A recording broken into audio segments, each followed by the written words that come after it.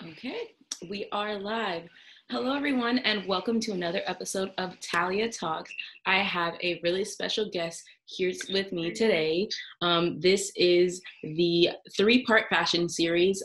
Today, I'll be talking with a stylist, and we'll be discussing the current state of fashion today. I'm here with Domo, aka Styled by Domo, fashion expertise. We are live. Hello, everyone, and welcome to another episode of Talia Talks. Sorry about that, guys. Okay, so I'm going to go ahead and let her do a really quick intro about herself so you guys can get to know a little bit more about her. And yeah. Hey, everyone, I'm Domo. Just a brief intro about me. So I'm 26. I'm from Brooklyn, New York. I reside in Flatbush area right now. I got introduced to styling in 2014, but I didn't take it serious until like literally last year when I quit my full-time job. Yeah. So I've been like climbing up the ladder since then, like interning, trying to get assistant jobs and doing my own creative work. Nice, nice. So growing up, where would you say that your fashion inspiration came from? To be honest, growing up, I think my mom gave me a lot of freedom with like when it came to fashion. So she would like take me to the store. I could pick out my own clothes and outfits. So I guess it started from then, you know.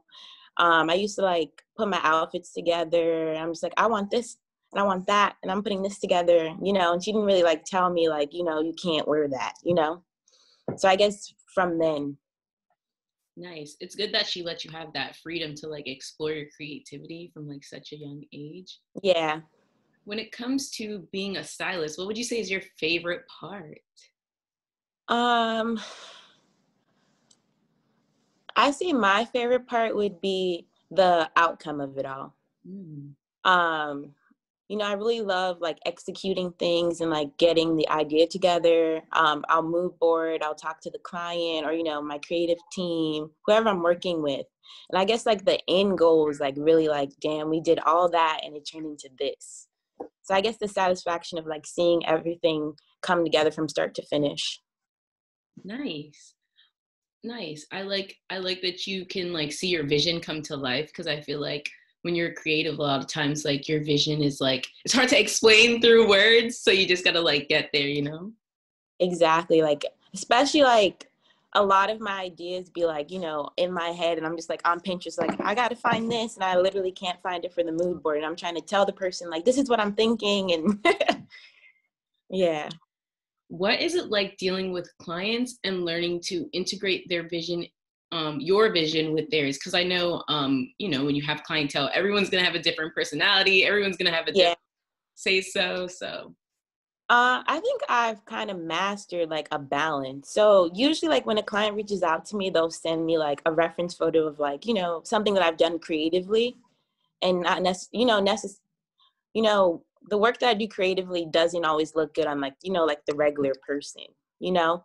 So I try my best to incorporate what they're asking for, but bring it to their level and what I think will look great on them, you know, while still giving them what they are asking for. Cause I do have a certain style. Like I'm really known for like layering on my jewelry and stuff like that.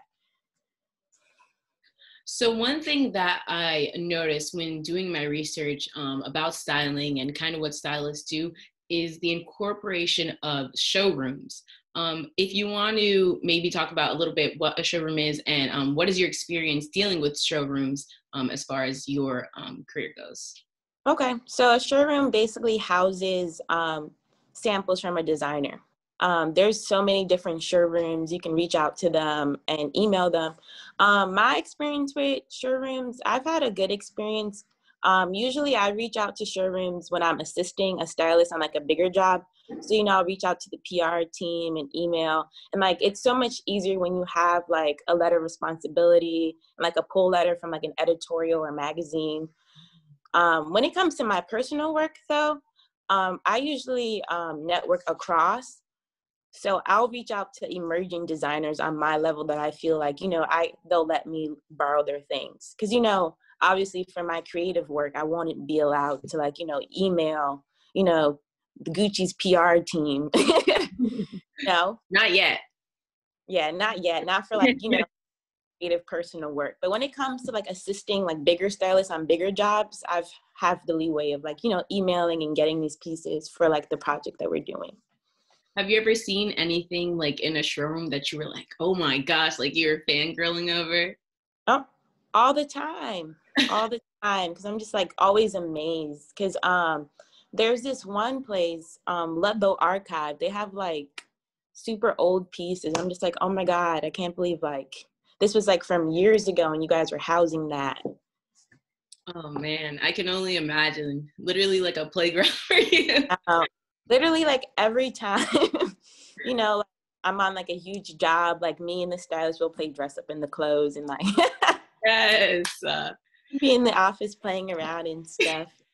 Yes. I mean, you gotta have fun. You gotta make these coins, but you gotta have fun too, Yeah, that's the point of it all. Cause I was like, if I'm gonna quit my full-time job and I really pursue what I want to do, I'm gonna make sure I like do it and then I'm happy doing it too. It's not, just a job. Preach. Have a favorite or most memorable project that you've worked on? So there's this project that me and my team worked on last year. We still haven't put it out, but it was the biggest production that we've done yet. We're actually thinking about rolling it out for Black History Month. Yeah. Please stay on the lookout for that, y'all. All right. Yeah, that's really dope. I don't really want to spill the beans too much about it. We did have a show for it in January. It was a beauty pageant. It incorporated, I think, 8 different Black models. And like it was amazing. I don't want to spill the beans too much because we are going to drop it in February. But there's a video and everything. And then we're going to roll out some merch too. So it's going to be dope. All right. Well, definitely look out for that, everyone. Sounds like it's going to be super cool. If you could describe the state of fashion in one word, what would it be and why? Oof, I feel like that question is so broad. Like, what do you mean? Describe the state of fashion. Like, what part, or like, what should I interpret it any way you wish? I just want to hear your perspective as far as whatever comes to mind, really. To be honest, right now, I just feel like fashion is a complete mess. It really is.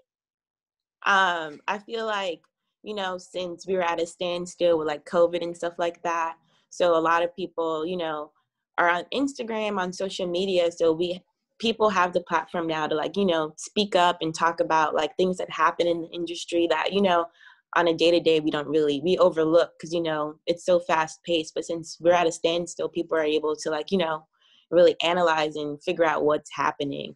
And there's been a lot of situations where it's like super, super messy and people have been treated wrong. And, I really just wish like, fashion is going to be headed in a much better place.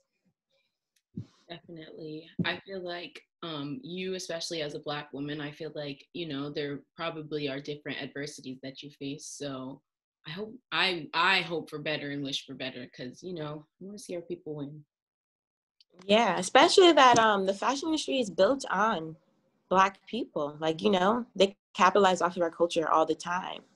So, it's a matter of time that we're included, we're respected, we're given the platforms that we are needed, Yeah, definitely. What lessons have you learned from being an entrepreneur / freelancer? I know you mentioned that you got to quit your 9-to-5, which I love to hear it. Yeah. To be honest, a huge lesson I learned is like there's ups and downs.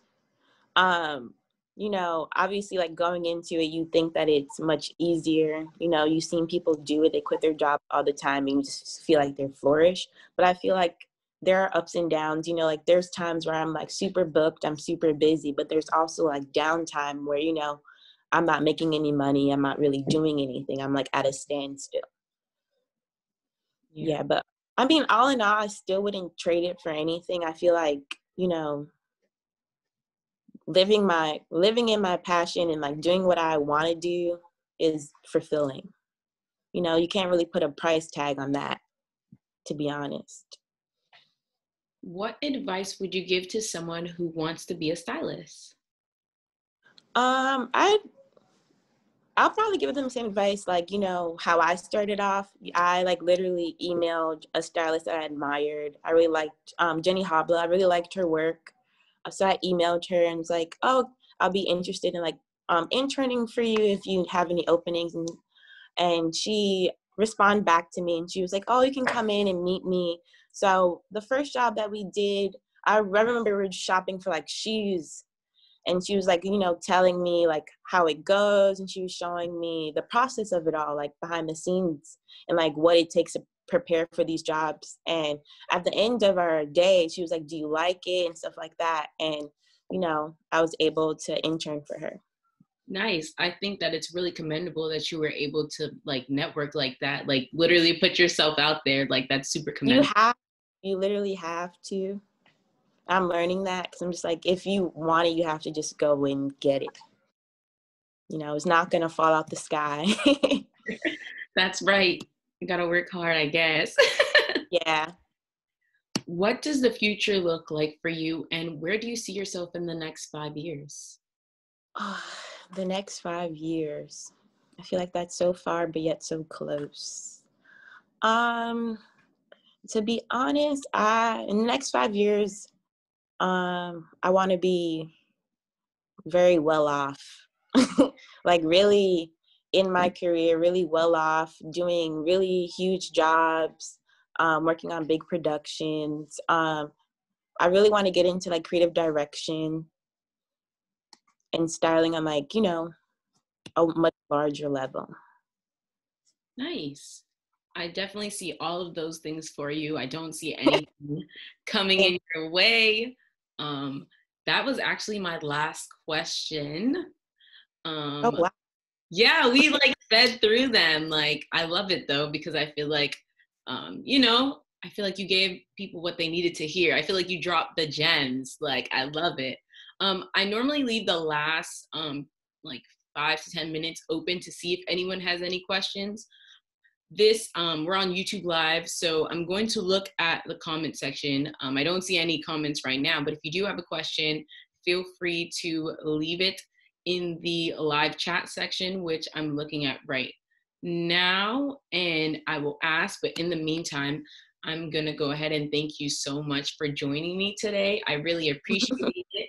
I know that I was like quick to reach out and like we had some mishaps, but you have been amazing. You came through with the style, with the voice, with the facts. So thank you so much. Of course. Thank you for having me. Yes, of course. Let me just double check that we don't have any comments or questions before I go ahead and end it. All right. I know it's like lagging a little bit, so I'll give it like 5 more minutes. All right, well, that looks like that is it.